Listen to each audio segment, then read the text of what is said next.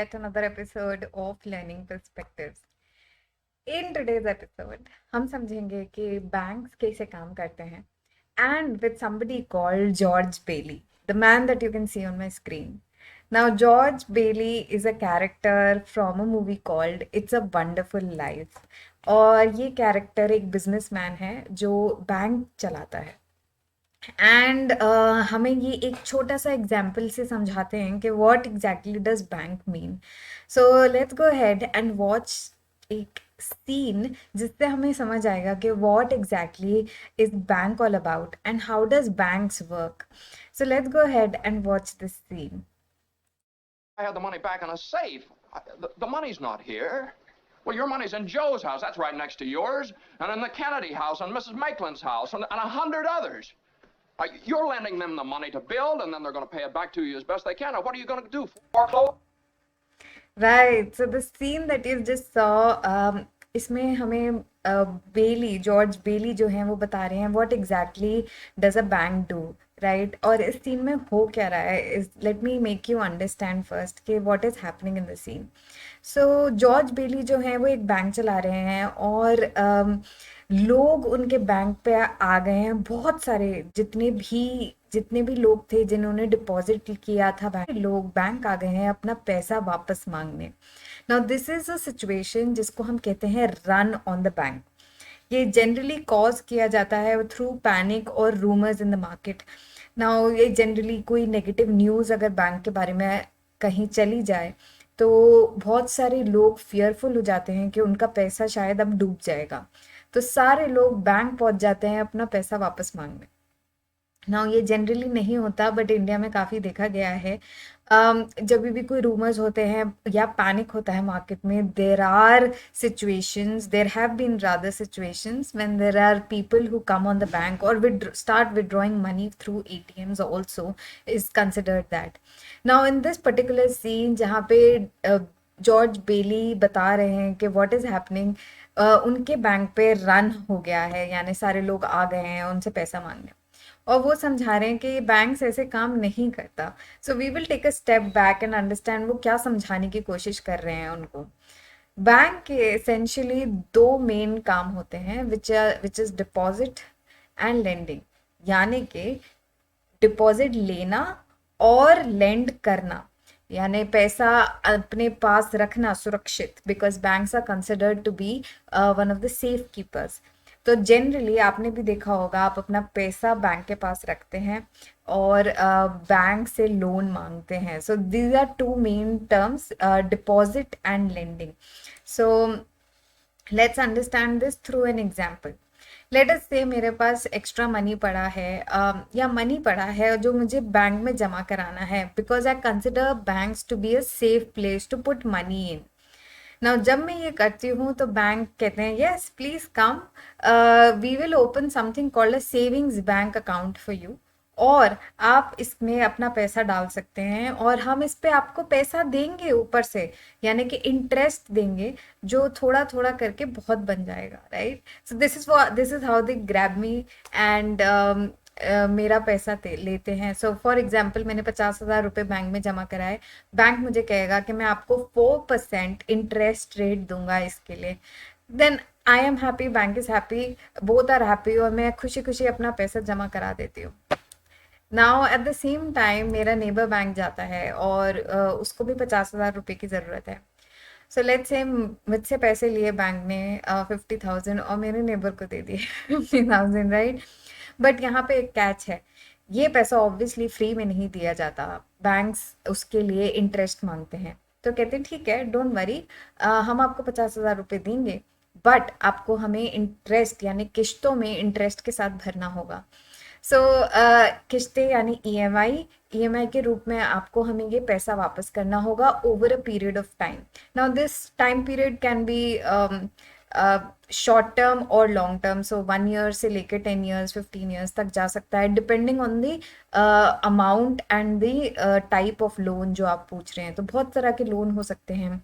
Personal loan हो सकता है, हाउस लोन हो सकता है, कार लोन हो सकता है, vehicle loan, anything. So it depends on that. Now मेरे नेबर से इन्होंने लेट से 10% का इंटरेस्ट रेट मांगा, वो एग्री कर गया और उसने 10% इंटरेस्ट रेट दिया। नाउ इस पूरे प्रोसेस में बैंक अपना कमा ले जाएंगे, right? So they will obviously earn, right, because they want to earn, they sitting there to earn. So मुझको रिमेंबर, मुझको उन्होंने 4% दिया था और मेरे नेबर से 10% लिया पैसे देने के लिए। सो हियर बैंक्स जो कमाएंगे would be a spread of 6%, which is 10 minus 4%।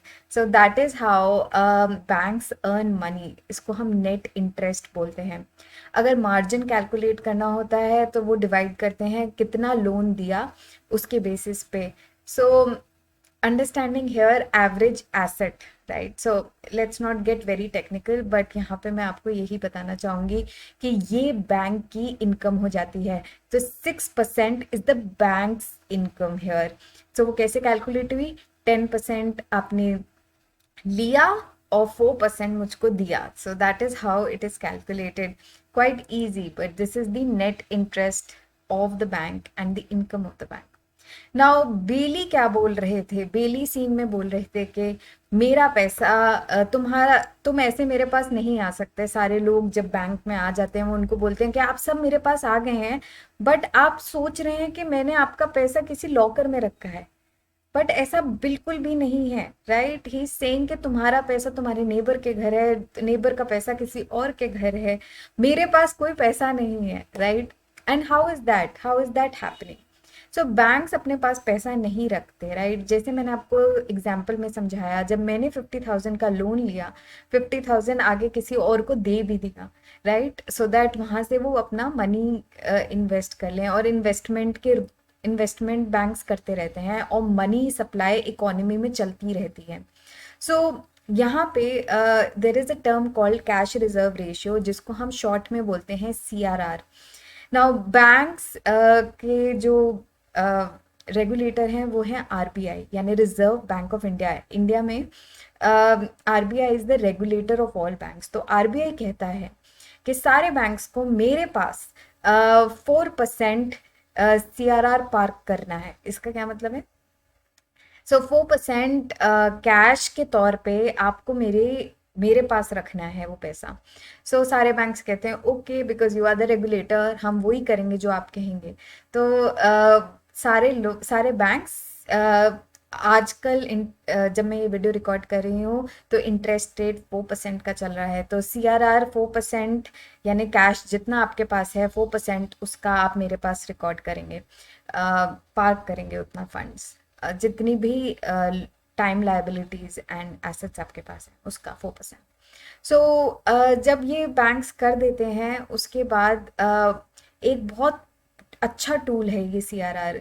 इसका ये मतलब होता है कि अगर RBI आज डिसाइड करता है चलो आज 4% है, कल डिसाइड करता है 7% कर देता है इसको, यानी कि बैंक के पास क्या हो रहा है एट दैट टाइम? बैंक के पास पैसे कम हो जा रहे हैं, क्योंकि अगर 7% अमाउंट RBI के पास सारे बैंक्स रखेंगे, यानी बैंक्स के पास मनी कम हो जाएगा to give other people, right? This is how RBI is controlling the supply of money in the economy, right?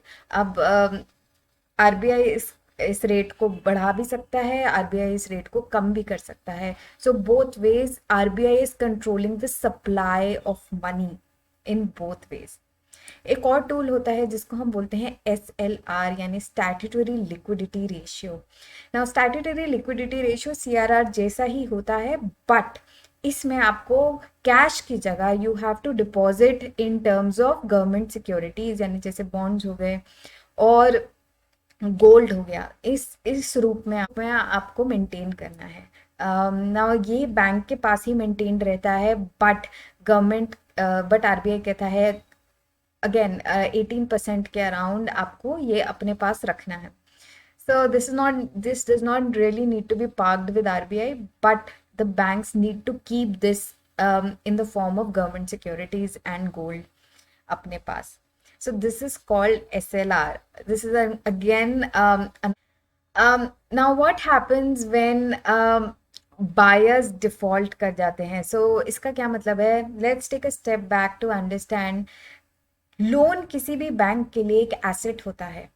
Now what I mean by that is कि जब भी आप किसी को लोन देते हैं वो बैंक के लिए एसेट है, क्योंकि बैंक को पैसे मिलते रहेंगे over a period of time, right.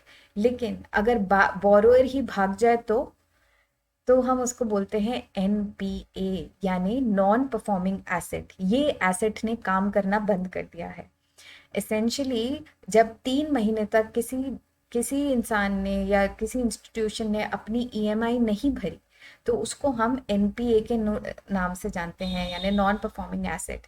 ये एसेट ने परफॉर्म करना बंद कर दिया है और बुक्स में हम इसको राइट ऑफ की तरफ डालते हैं। So this is what an NPA looks like. So I hope you guys have understood today's concept कि बैंक्स काम कैसे करते हैं और इकोनॉमी में मनी का सप्लाई कैसे कंट्रोल किया जाता है। This is what exactly Bailey was telling us कि बैंक्स के पास रुपए नहीं होते at any given point of time, but banks उसको हमेशा सर्कुलेशन में रखता है और इन्वेस्टमेंट करता रहता है from one place to another. So I hope you've understood this concept today. For more details and live classes, you can register on the link given in the description box below. Keep learning with movies. I teach all subjects with movies. And if this video created any value in your life, please like, share, and subscribe the video. Thank you so much for watching with me. Take care, have fun, and keep learning with movies. Bye.